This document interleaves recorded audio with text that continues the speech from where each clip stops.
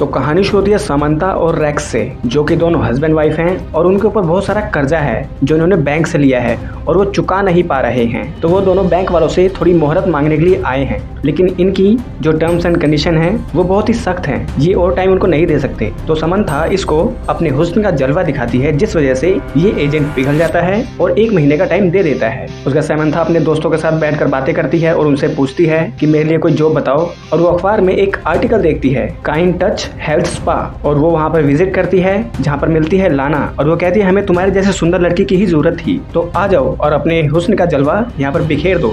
मतलब यहाँ पर जो स्पा है, यहाँ पर बॉडी मसाज होती है और किस किस प्रकार के बॉडी मसाज होती है वो हम तुम्हें अभी दिखाते हैं, चलो आओ। वो सबसे पहले यहाँ पर जो भी काम करती हैं उनसे इसको मिलवाती है। उसके बाद वो एक रूम का विंडो ओपन करती है जहाँ से रूम का सब कुछ बाहर से दिखता है और अंदर एक लड़की एक आदमी की मसाज करती है और मसाज करते हुए उसको चरम सुख भी दे रही होती है। ये देखकर समंता की आंखें बड़ी हो जाती हैं और उसे समझ नहीं आती किस प्रकार की जॉब है और ये सब छोड़कर यहाँ से भाग जाती है और उसे समझ नहीं आता मैं क्या करूँ, मेरे को जॉब तो चाहिए। उसके बाद रात होती है, उसको फोन आता है उसकी दोस्त मैगी का और वो बताती है कि रेक्स यहाँ पर दारू पीकर टल्ली हो चुका है, तो इसको घर लेकर जाओ। तो वो आती है बार के अंदर, मैगी से बात करती है, कहती है कि यार मैं वो जॉब नहीं कर सकती क्योंकि वो गंदी जॉब है। और वो रेक्स को लेकर जाती है, उसका पेट्रोल खत्म हो जाता है और उसके लिए भी उसके पास पैसे नहीं होते। तो इसे समझ में आता है कि इसकी हालत कितनी ज्यादा खराब है। दोनों के पास जॉब नहीं है, इनके 2 बच्चे हैं, इनको अपनी फैमिली भी संभालनी है। तो इतने प्रेशर में आने के बाद समंता लाना को वहाँ पर काम करने के लिए हाँ कर देती है। उसके बाद वो सुबह मस्त तैयार होती है, बच्चों को खाना पीना देती है और गाड़ी लेकर आ जाती है स्पा के अंदर, जहाँ पर वो थोड़ा सा ट्यूटोरियल लेती है कि कैसे कैसे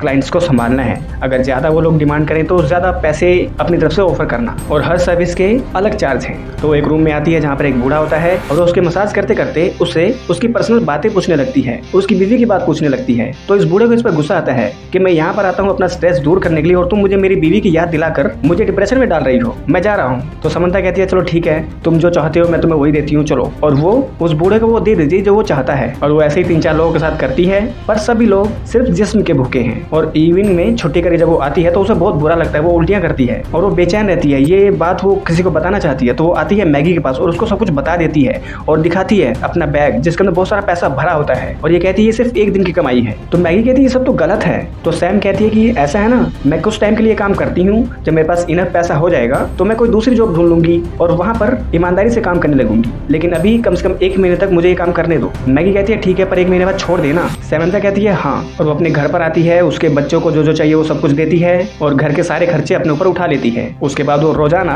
अलग अलग क्लाइंट्स बहुत सारे वो हैंडल करती है, जहाँ पर वो अपने क्लाइंट्स से पर्सनल बॉन्ड भी बना लेती है क्योंकि उसको उनकी सारी बातें याद रहती हैं। और जब भी कोई क्लाइंट इनके पास आता है तो ये उनसे बात वहीं से शुरू करती है, यानी कि ये काफी घुल मिल जाती है अपने क्लाइंट्स के साथ, जिस वजह से वो क्लाइंट्स इसके रेगुलर हो जाते हैं और बहुत ज्यादा कमाई होती है और उसी कमाई से वो बैंक का सारा पैसा भर देती है। और इसके जो क्लाइंट हैं वो काफी अमीर हैं, पैसे वाले हैं, वो इसको एक से एक गिफ्ट भी देते हैं, जिस वजह से ये हवा में उड़ने लगती है, अपनी सहेलियों के साथ काफी हवा में उड़ती है, अपनी शोबाजी करती है। मैगी को भी वो अपना शो ऑफ दिखाती है।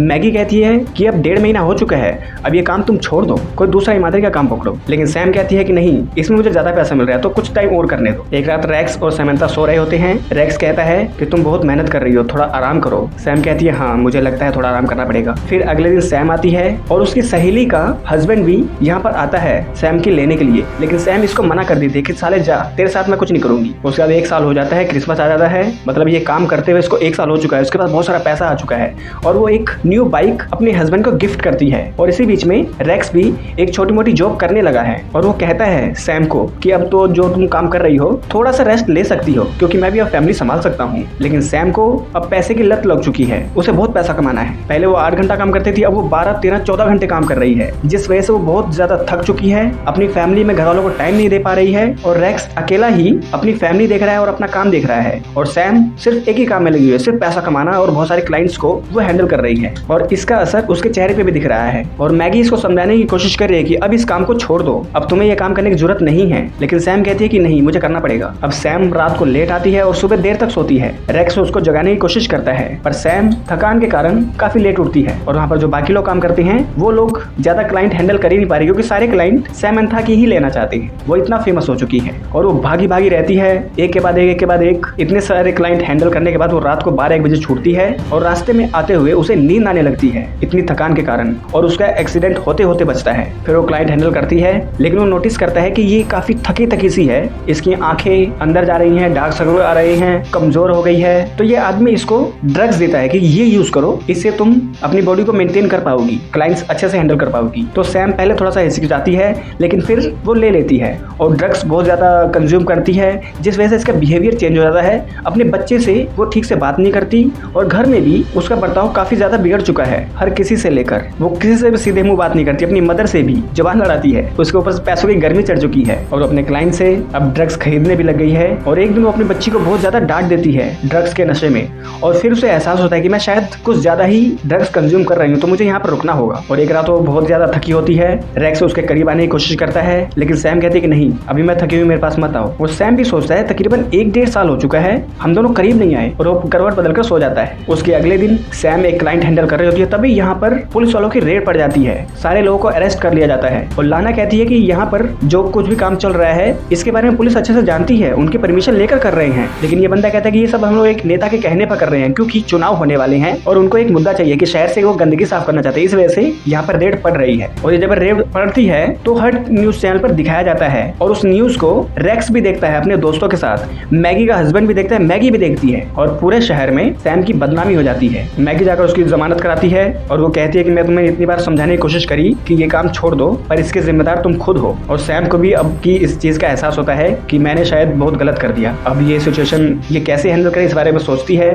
और वो आती है रैक्स से माफी मांगती है, लेकिन रैक्स कहता है ये सब कुछ माफ नहीं किया जा सकता, तो मुझे नहीं लगता कि हम लोग अब एक साथ एक हैप्पी फैमिली बन पाएंगे। उसके बाद डोना सैमंथा का केस संभालती है, जो एक वकील है, और वो कहती है कि तुम इस चुंगल से बाहर निकल सकती हो, क्योंकि अगर तुम अपने सारे क्लाइंट की लिस्ट दे दो और उन क्लाइंट की लिस्ट में अगर जज, नेता, वकील ये सब भी हैं तो तुम्हारी सजा कम हो सकती है, तो लिस्ट बनाओ। तो सैम अपने सारे दोस्तों को इकट्ठा करती है, मतलब वो स्पाई में जितने भी लोग काम करते थे, और सब लोग अपनी अपनी लिस्ट दे देते हैं कि इन्होंने किन किन के साथ ये सब किया है जो इस शहर के लोग हैं। और अकेली सैमंथा 69 लोगों के नाम बताती है, जिनके अंदर बड़े बड़े VIP लोग होते हैं। अब इसी को ये लोग मुद्दा बनाते हैं कि शहर के बड़े बड़े लोग, वकील, नेता, सारे लोग वहाँ पर विजिट करते हैं और उनको ये चीज चाहिए, और एकदम से ही इन्होंने चुनाव के चक्कर में यहाँ पर रेड मारी, जिसका परमिट सब कुछ ये चला रहे थे, तो ये रॉन्ग है, जिस वजह से इनको सजा नहीं हो सकती। तो ये लोग ऐसे ही कुछ फैसला करते हैं और पूरे शहर में बातें चलनी शुरू हो जाती है।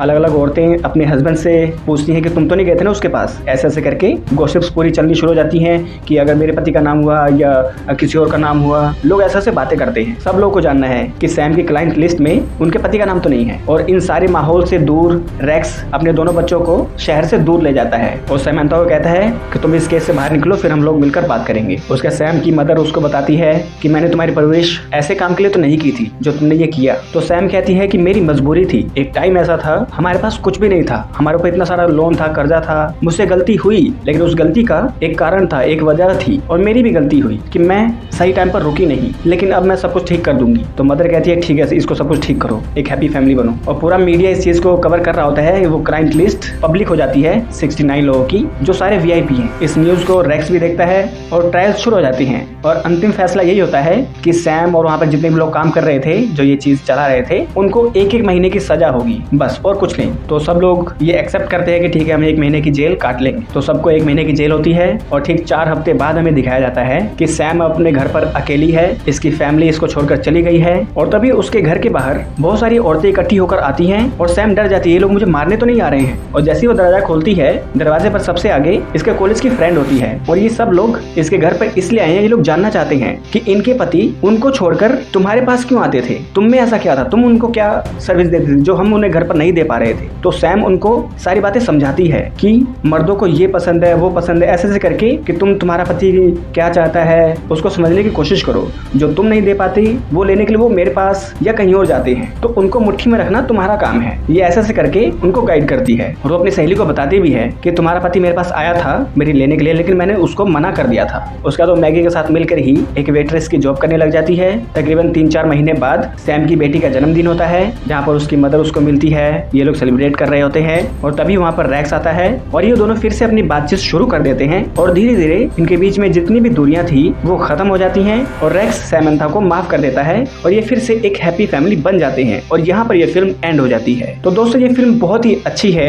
जैसे आप लोग देख सकते हो इसके अंदर न्यूडिटी वगैरह नहीं है, ये बस वैसे ही ऊपर से दिखाया जाता है कि ये सब हो रहा है, तो न्यूडिटी तो बिल्कुल नहीं है। तो आप लोग देख सकते हो। अगर ये वीडियो चले तो इस वीडियो को लाइक कर दो, चैनल को सब्सक्राइब कर दो, बेल आइकन दबाओ ताकि अगली बार हमको वीडियो डाले आप लोगों के पास उसका नोटिफिकेशन आ जाए। तो मिलते हैं आप लोगों से अगली वीडियो में, तब तक के लिए नमस्कार।